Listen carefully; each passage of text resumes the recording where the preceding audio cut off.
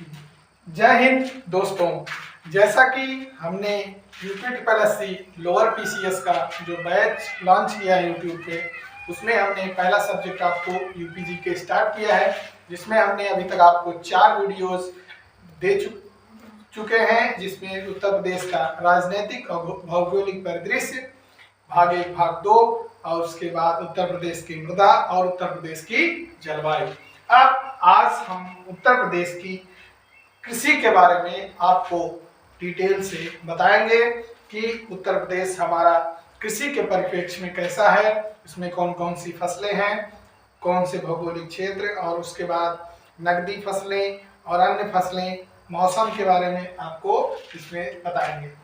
तो ये जो हमारा कृषि टॉपिक है वो यूपीएससी की जितनी भी परीक्षाएं होने वाली हैं उसमें एक बहुत ही महत्वपूर्ण टॉपिक है।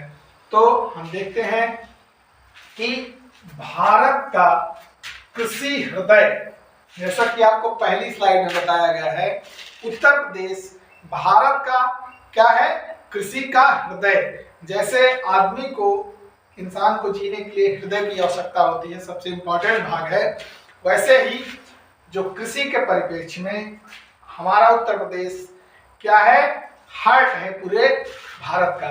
क्योंकि बहुत सी फसलें उत्तर प्रदेश में ऐसी हैं जिनमें उत्तर प्रदेश एक अग्रणी राज्य है, जो हमारे देश बल्कि विदेश में भी कुछ फसलें ऐसी हैं जो एक्सपोर्ट होती हैं। तो ये कृषि के परिप्रेक्ष्य में उत्तर प्रदेश क्या है, भारत का हृदय है।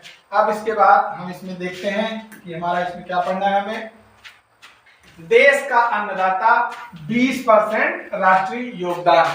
उत्तर प्रदेश भारत में खाद्यान्न उत्पादन में कितना योगदान करता है, टोटल खाद्यान्न उत्पादन में 20% का योगदान, 1/5वां भाग क्या है, उत्तर प्रदेश का है भारत की कृषि में। कितना भाग, 1/5वां भाग, 20%। ये क्या है, खाद्यान्न उत्पादन में। भारत के कुल खाद्यान्न उत्पादन में उत्तर प्रदेश का योगदान 19.87% से 20%, लगभग 20%, और एक्यूरेट डाटा 19.87% से 20% क्या है उत्तर प्रदेश का खाद्यान्न उत्पादन में। और खाद्यान्न उत्पादन में पूरे संपूर्ण भारत में उत्तर प्रदेश का क्या है, देश में प्रथम स्थान है खाद्यान्न उत्पादन में। क्या है, देश में प्रथम स्थान खाद्यान्न उत्पादन में किसका है, उत्तर प्रदेश का। कितना है, 1/5वां भाग पूरे भारत का, लगभग 20%। तो ये हमारा हो गया खाद्यान्न उत्पादन में उत्तर प्रदेश। अब देखते हैं हम अर्थव्यवस्था और आजीविका का मुख्य आधार। अर्थव्यवस्था और आजीविका का मुख्य आधार इसको इसलिए कहा गया है, जैसा कि अर्थव्यवस्था के परिप्रेक्ष्य में क्या है, हम अभी आपको दिखाएंगे कि स्लाइड में कि उत्तर प्रदेश जो है उसकी जो प्राथमिक क्षेत्र में कृषि का योगदान कितना है, लगभग 24% के आसपास जीएसडीपी में क्या है, ग्रॉस डोमेस्टिक प्रोडक्ट जो हमारा है उसमें, हमारे स्टेट उसमें 24% का योगदान किसका है, कृषि का है। और उसके बाद आजीविका के संबंध में ऐसा इसलिए है क्योंकि पूरे भारत में जो हमारा उत्तर प्रदेश है, उत्तर प्रदेश में की मैक्सिमम आबादी जो है वो कैसी है, वो ग्रामीण आबादी है। और ग्रामीण आबादी का मुख्य आधार क्या है, कृषि। लोग अपना जीवन यापन और अपनी कुछ इनकम का भी, उनकी आय का स्रोत क्या है, कृषि है। और इसमें हम अभी आगे देखेंगे कि इसमें यहाँ उत्तर प्रदेश में जो किसान हैं वो बहुत ज्यादा जोत के किसान नहीं है कि उनके पास जोत के लिए जो भूमि है बहुत ज्यादा है। ये सिर्फ पश्चिमी उत्तर प्रदेश में थोड़ा ज्यादा है जोत की भूमि, लेकिन पूर्वी उत्तर प्रदेश में और मध्य क्षेत्र में ऐसा बहुत कम है। तो हम जैसा कि हमने देखा अर्थव्यवस्था में लगभग उत्तर प्रदेश के प्राथमिक क्षेत्र में 24% का योगदान किसका है, हमारे प्रदेश का, किसमें, कृषि का उसमें। और आजीविका में मैक्सिमम आबादी कितनी है, आजीविका में देखते हैं 59.3% से 65% की आबादी क्या है, कृषि पर निर्भर है। उत्तर प्रदेश की 59.3% आबादी से 65% आबादी कृषि पर निर्भर है। इसी में हम देखते हैं जो हम इकोनॉमिक्स में देखते हैं इसमें क्या है कि कृषि क्षेत्र ऐसा है जिसमें अदृश्य बेरोजगारी, जो छुपी हुई बेरोजगारी है, प्रच्छन्न बेरोजगारी, ये किसमें है? ये कृषि के क्षेत्र में। क्योंकि आप देखते हैं कि एक परिवार पूरा कृषि के पीछे लगा हुआ है, जिसमें शायद ही एक उनका जोत का आकार बहुत छोटा है, लेकिन उसमें 2 आदमी की आवश्यकता जहां है वहां पता लगा 5 आदमी, वहां पता लगा 4 से 5 आदमी लगे हैं। तो जो 3 आदमी बचे, 2 आदमी बचे, वो क्या हुए? वो ऐसे हैं जिनका उसमें आवश्यकता नहीं है, तो वो एक अदृश्य बेरोजगारी के शिकार हैं। तो हम इसमें बात देखते हैं मुख्य आधार उत्तर प्रदेश की अर्थव्यवस्था क्या है? कृषि है। अब आगे देखते हैं हम विशाल भौगोलिक कैनवास भारत का भूमि का वितरण, जिसमें देखते हैं कुल भौगोलिक क्षेत्रफल का लगभग 2.4 करोड़ हेक्टेयर क्या है? कुल भौगोलिक क्षेत्रफल का कितना है? लगभग 2.4 करोड़ हेक्टेयर। उस 2.4 करोड़ हेक्टेयर की भूमि में से शुद्ध बुआई क्षेत्र कितना है? 1.6 करोड़ हेक्टेयर। शुद्ध बुआई क्षेत्र 1.6 करोड़ हेक्टेयर इसलिए है क्योंकि जितनी भी 2.4 करोड़ हेक्टेयर की भूमि है उस पर कृषि कर पाना हर जगह संभव नहीं है, क्योंकि कहीं जल की उपलब्धता नहीं है, कहीं तापमान में भिन्नता है, कहीं आपको उतने संसाधन उपलब्ध नहीं है, जिससे हम हर जगह कृषि कर पाना संभव नहीं है। तो हम लगभग कितना शुद्ध बुआई क्षेत्र, शुद्ध बुआई क्षेत्र कितना है? शुद्ध बुआई क्षेत्र 1.6 करोड़ हेक्टेयर। शुद्ध बुआई क्षेत्र उत्तर प्रदेश का कितना है? 1.6 करोड़ हेक्टेयर। 1.6 करोड़ हेक्टेयर क्या है? शुद्ध बुआई क्षेत्र है। और उसके बाद हम देखते हैं ये हमारा कुल भौगोलिक क्षेत्रफल कितना है? 2.4 करोड़ हेक्टेयर। उसमें से शुद्ध बुआई क्षेत्रफल कितना है? 1.6 करोड़ हेक्टेयर। अब उसके बाद हम देखते हैं अगला क्या है? विशाल उत्पादन की नींव छोटे और सीमांत किसान। जैसा कि हमने आपको पहले ही बताया कि उत्तर प्रदेश एक राज्य ऐसा है जिसमें लगभग मतलब मैक्सिमम लगभग 3/4 के आसपास है, उससे अधिक कितने हैं? सीमांत किसान हैं। सीमांत किसान कौन से होते हैं? जिनमें भूमि कितनी है उनके पास? 1 हेक्टेयर से कम की भूमि है जोत के लिए, वो क्या है? सीमांत और लघु किसान की श्रेणी में आते हैं। सीमांत और लघु किसान मुख्य रूप से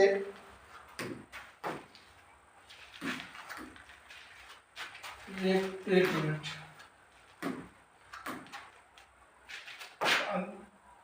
मुख्य रूप से छोटे और सीमांत किसान कौन से हैं? मुख्य रूप से छोटे और सीमांत किसान वो हैं जिनमें 1 हेक्टेयर से भी जिनके पास कम भूमि है, वो कौन से हैं? छोटे और सीमांत किसान। अब उसके बाद देखते हैं छोटे सीमांत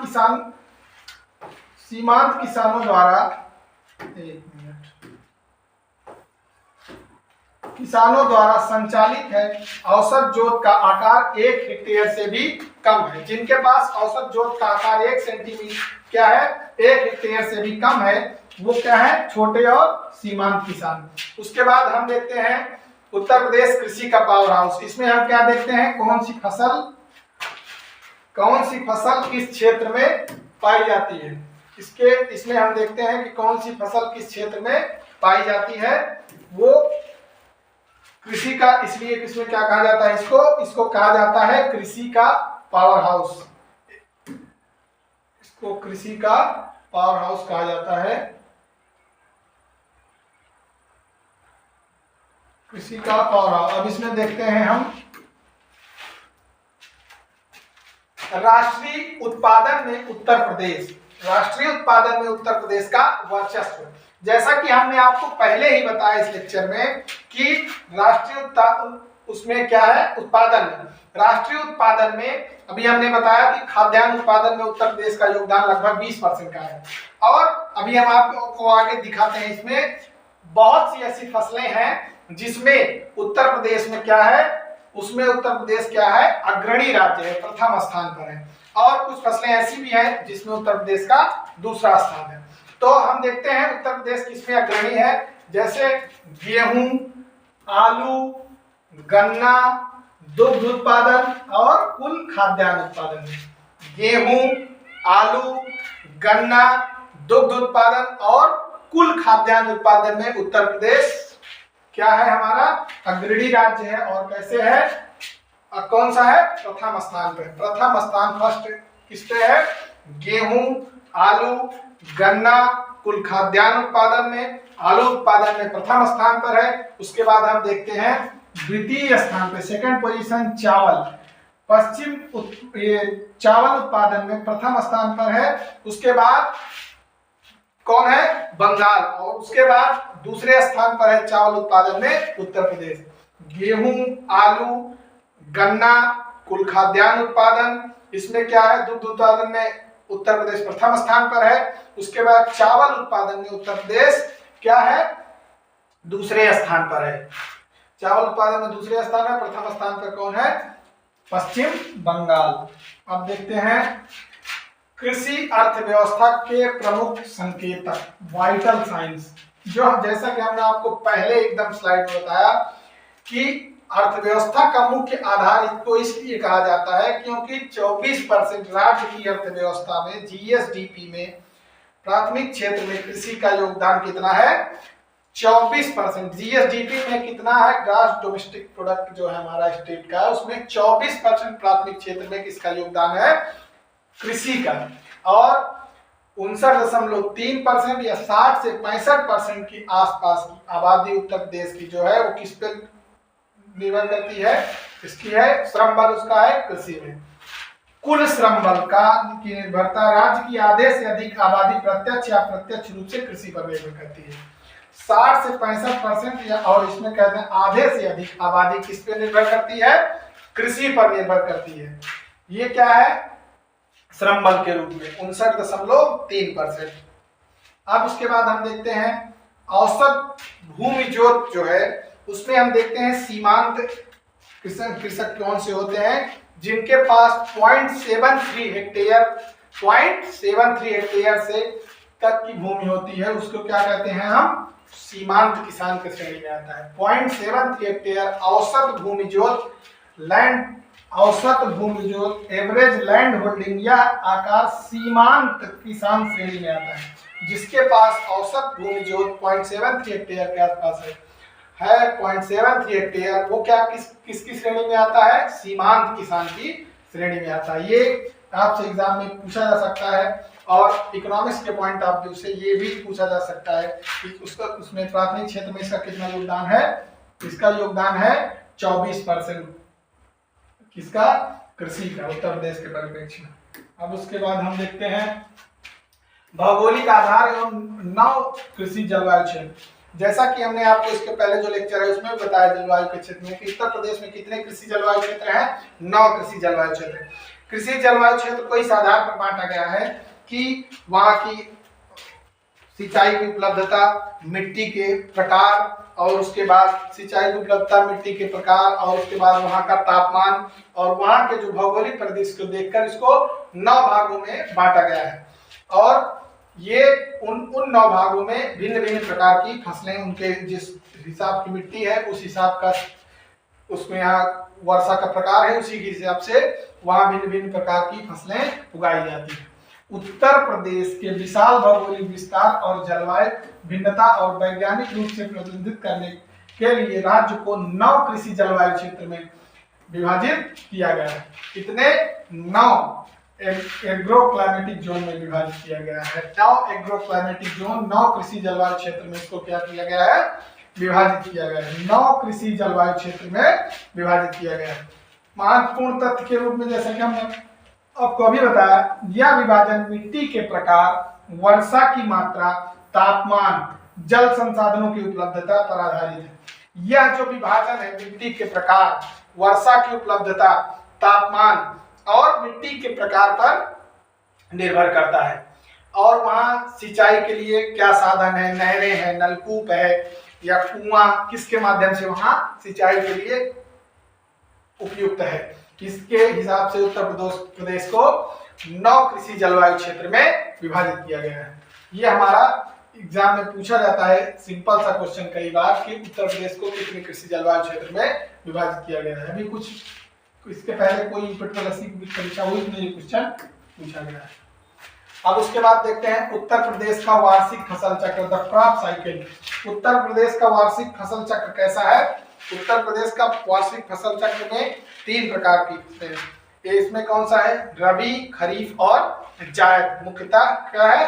रबी, खरीफ और जायद के बारे में बताया गया, जिसमें रबी की फसल में हम देखते हैं किसके कब इसमें बुआई की जाती है, कब इसकी कटाई की जाती है। इसी प्रकार खरीफ में बुआई और कटाई का समय, इसकी मुख्य फसल, जैसे रबी की मुख्य फसल गेहूं, और उसके बाद खरीफ की मुख्य फसल धान, और उसके बाद जायद की मुख्य फसल क्या है? ये सब्जियां और खीरा ककड़ी जो है ये किसमें है? जायद में। तो इसके बारे में हम बताते हैं आपको। इसमें पहला क्या है, इसको हम चक्र, कोई पहला दूसरा इसमें नहीं है, लेकिन एक चक्र के रूप में हम देखते हैं रबी की फसल। रबी की फसल बुआई कब होती है? अक्टूबर नवंबर में, और कटाई मार्च अप्रैल में। बुआई कब होती है? अक्टूबर नवंबर में, और कटाई कब होती है? मार्च अप्रैल में। इसकी मुख्य फसल कौन सी है? गेहूं, आप देख सकते हैं। ये है। अभी अन्य फसलें जो है रबी की और अन्य इसकी खरीफ और जायद की, खरीफ की, इसमें हम आपको अभी आगे डिटेल में सारी फसलों के बारे में बताएंगे। उसके बाद दूसरी क्या है? खरीफ हम देखेंगे। बुआई कब होती है? जून जुलाई में। खरीफ जो फसल है मुख्यतः मानसून की फसल है, जैसा कि इस समय मौसम है मानसून की फसल। इसमें से मुख्य रूप से हम देखते हैं कौन सी फसल है? पूर्वांचल क्षेत्र में जो है, इसकी पूर्वी जो तराई क्षेत्र है, इसकी मुख्य फसल धान है, क्योंकि इसमें तापमान अधिक और वर्षा भी अधिक चाहिए होती है।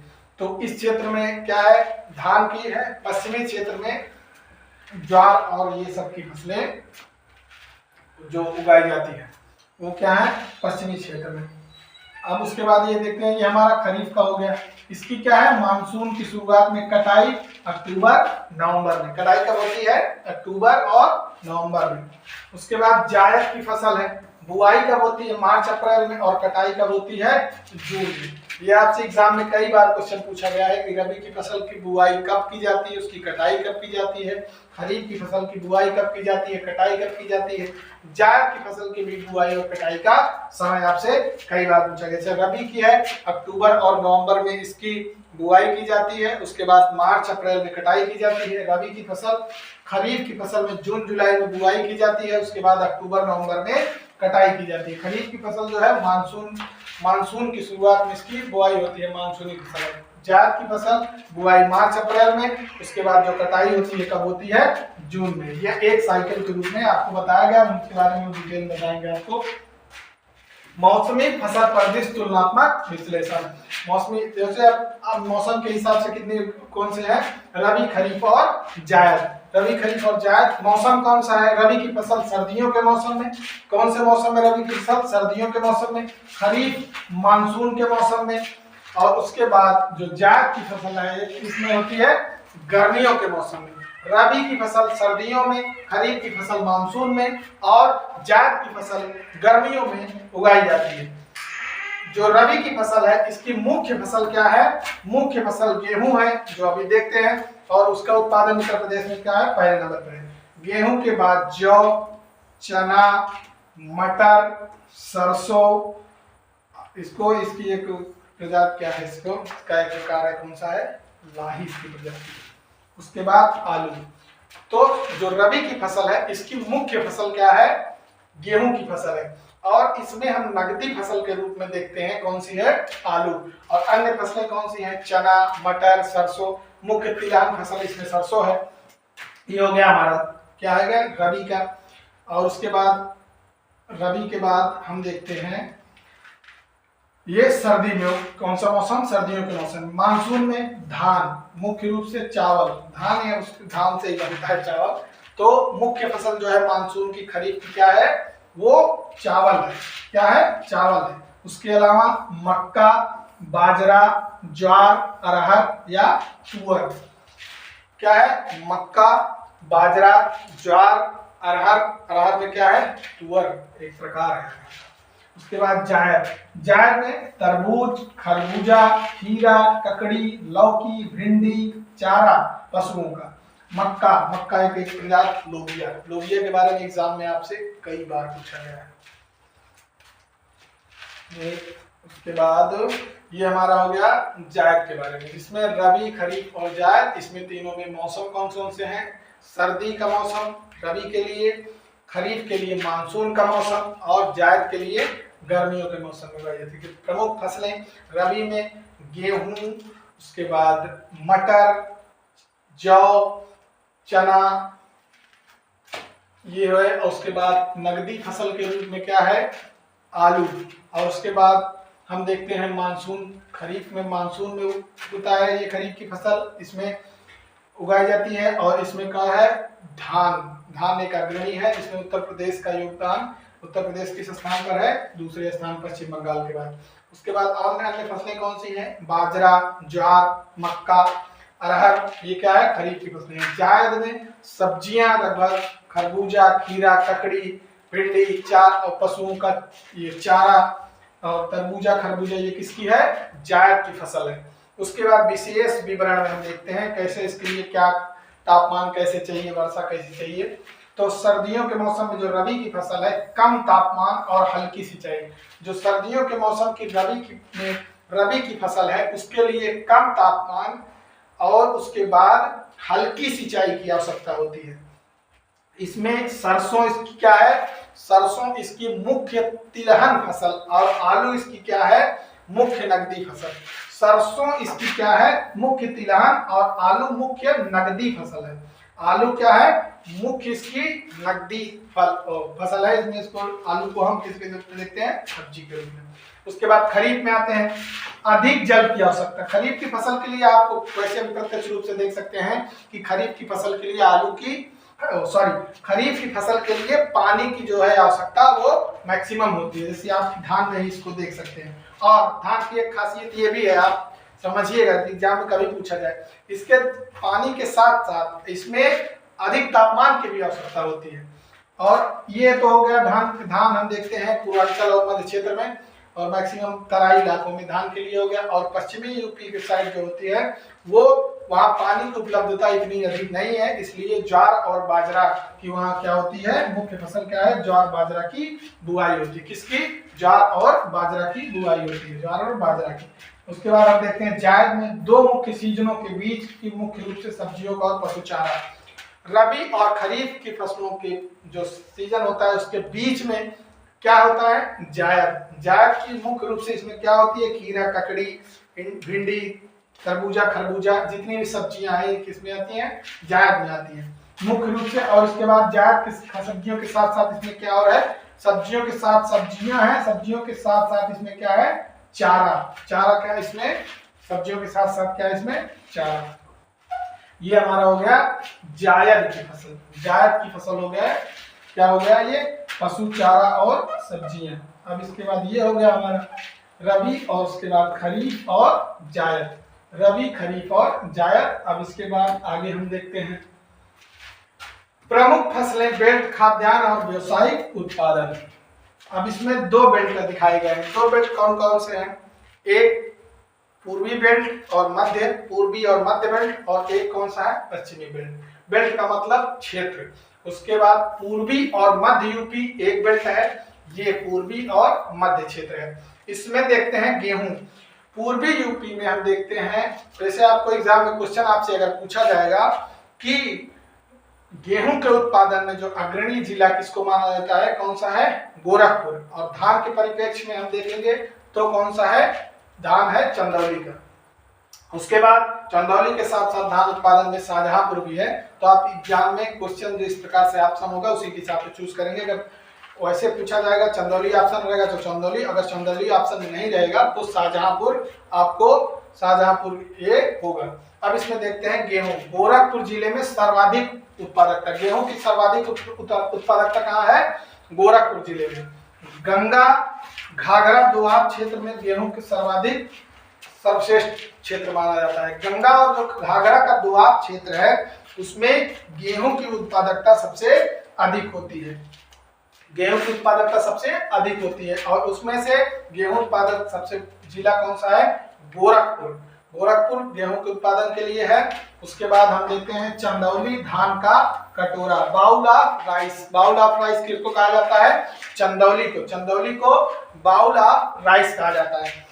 धान, राइस, शाहजहांपुर और चंदौली प्रमुख उत्पादक जिला है। प्रमुख उत्पादक क्या है, चंदौली और शाहजहांपुर धान में। और धान का कटोरा बाउल ऑफ राइस किसको कहा जाता है? चंदौली को। उसके बाद हम देखते हैं, ये हमारा हो गया पूर्वी और मध्य यूपी का क्षेत्र, एक बेल्ट, जिसमें हम देखते हैं किसके बारे में हमने देखा, गेहूं और धान के बारे में। जिसमें से प्रमुख गेहूं के लिए कौन सा है? गोरखपुर, और धान के लिए चंदौली और शाहजहांपुर। और चंदौली को धान का कटोरा भी कहते हैं। उसके बाद ये हो गया हमारा पश्चिमी यूपी। पश्चिमी यूपी में क्या है? पश्चिमी यूपी की मुख्य फसल क्या है? गन्ना।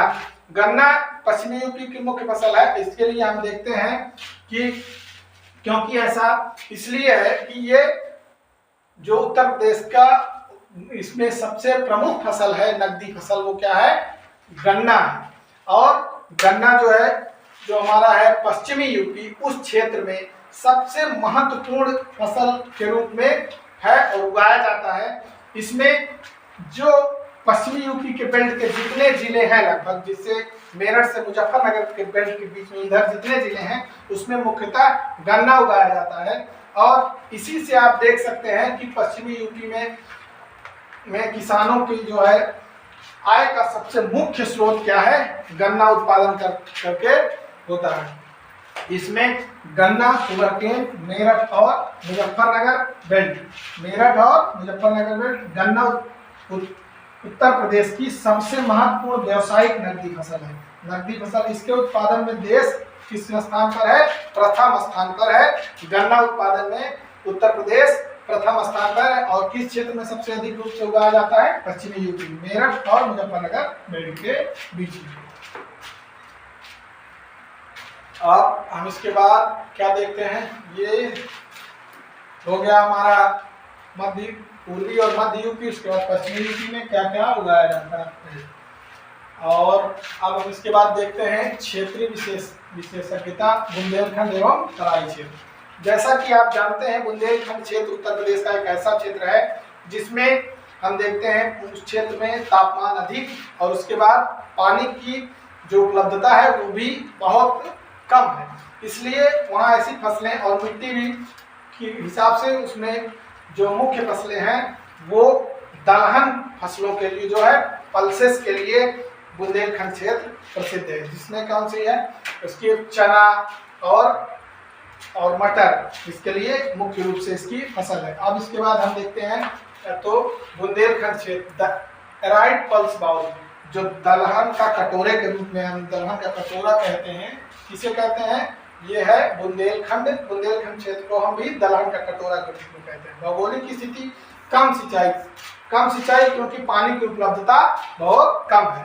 और सूखा प्रवण क्षेत्र, कम सिंचाई और सूखा प्रवण क्षेत्र कौन सा है? बुंदेलखंड का क्षेत्र।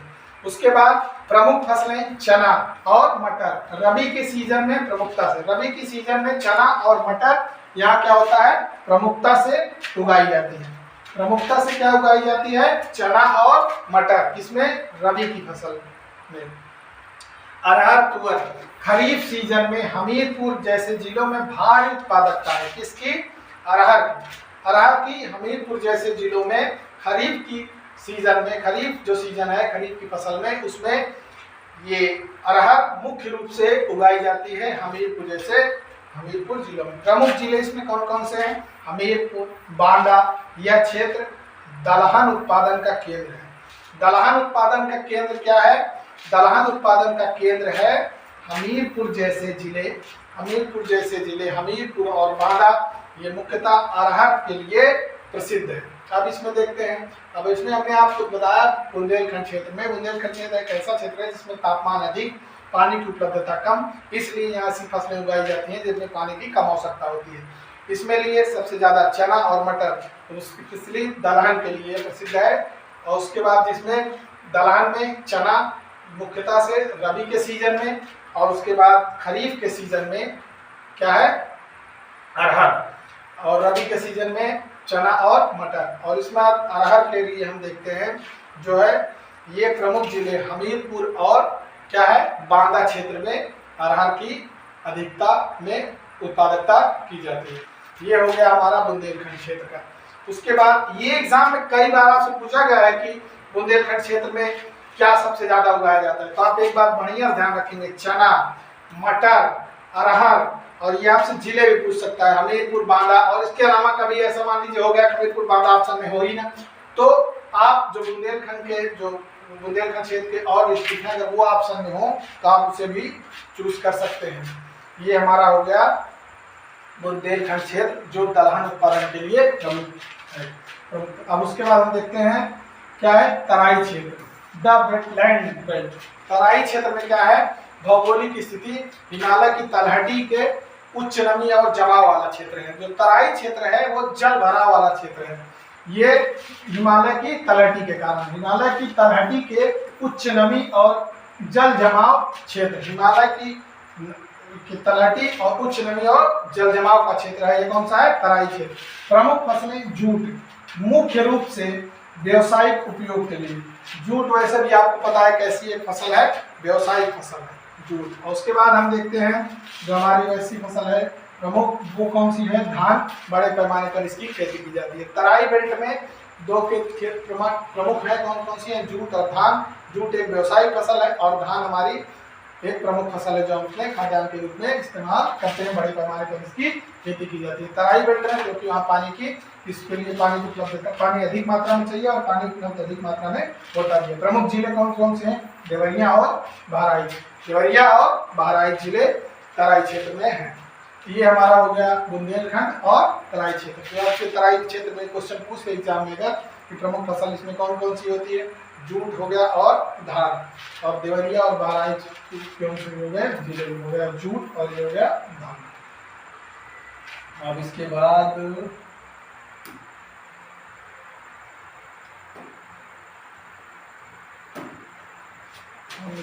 देखते हैं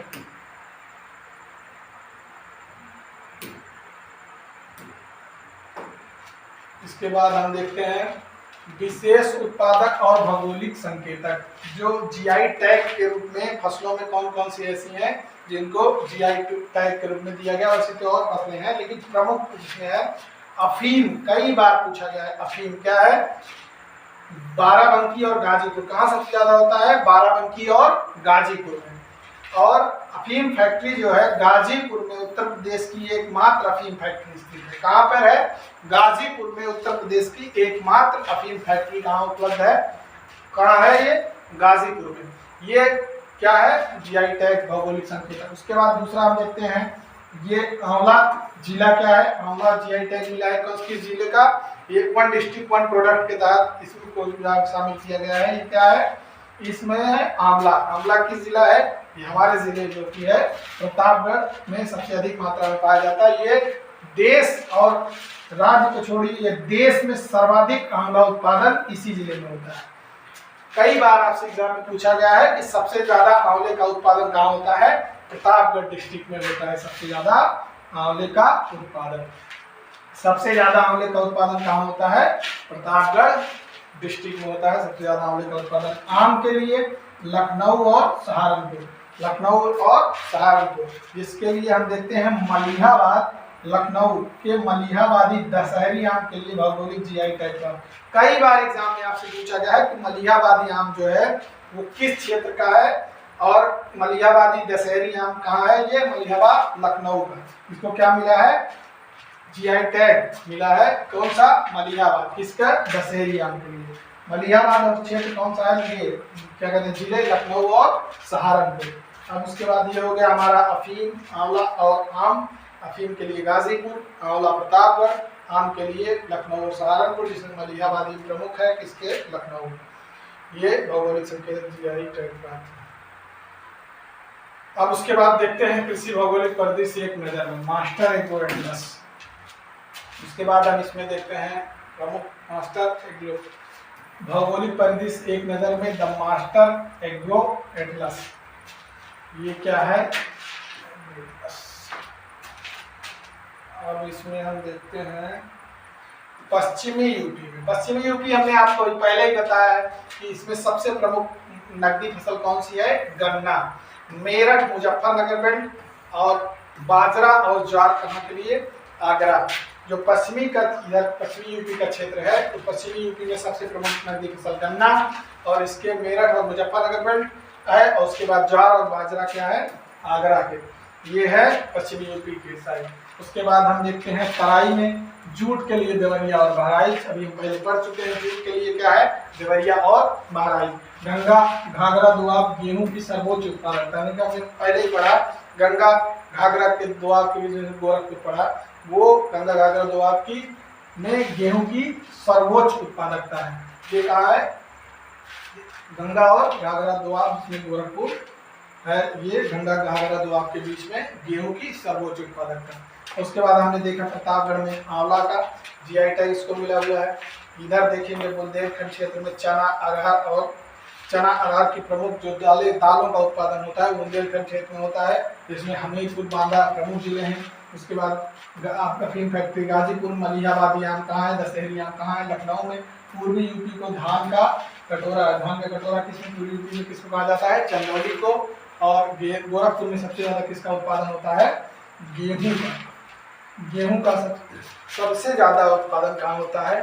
गेहूं का सबसे ज्यादा उत्पादन क्या होता है? गोरखपुर में। और धान का सबसे ज्यादा उत्पादन कहाँ होता है? चंदौली में। तो इसके साथ हमने आपको कृषि के रूप में उत्तर प्रदेश की जो कृषि है उसको पूरे कृषि को अच्छे से बताया। इसके बाद हम कुछ कृषि के टॉपिक इसमें ऐसे हैं जैसे कि कृषि अनुसंधान से जुड़े हुए जितने संस्थान हैं वो बचे हुए हैं, और उसके बाद कृषि से संबंधित जितने हमारे विश्वविद्यालय हैं और ये चीज़ें बची हुई हैं उसको हम इसमें, और इनोवेशन है उसको हम देखेंगे। अब एक वीडियो और आपको लाएंगे जिसमें इसको कंप्लीट करेंगे। और इसमें क्या दिया हुआ है जो आपको पहले ही बता चुके हैं, नौ कृषि जलवायु क्षेत्र, 3 फसल चक्र, 59.3% श्रम बल, सम्मिलित परिणाम उत्तर प्रदेश को कृषि का नंबर 1 राज्य बनाता है। तो ये हमारा हो गया आज का कृषि का टॉपिक, इसको आप अच्छे से पढ़िएगा। उसके बाद जैसे ही ये कृषि कंप्लीट होगी और इससे जो और 1-2 पार्ट है जैसे नहरें हैं उत्तर प्रदेश की, और उसके बाद सिंचाई नहर है, उसके बाद क्या है नदियां हैं, ये कंप्लीट होगा तो हम आपको जितने भी ये सारे चैप्टर कराए गए हैं अब तक इसको पीवाईक्यू उत्तर प्रदेश में जो UPSSC में पूछे गए हैं, और उसके बाद अदर जो एग्जाम जैसे RO में उसके बाद UPPCS में पूछे गए हैं उनके कंप्लीट पीवाईक्यू आपको कराया जाएगा, और कोशिश करेंगे आपको लाइव क्लास में ये क्वेश्चन कराए जाएंगे। तो चलिए आप इसको पढ़िएगा, नेक्स्ट लेक्चर में मिलते हैं। आप तब तक के लिए धन्यवाद।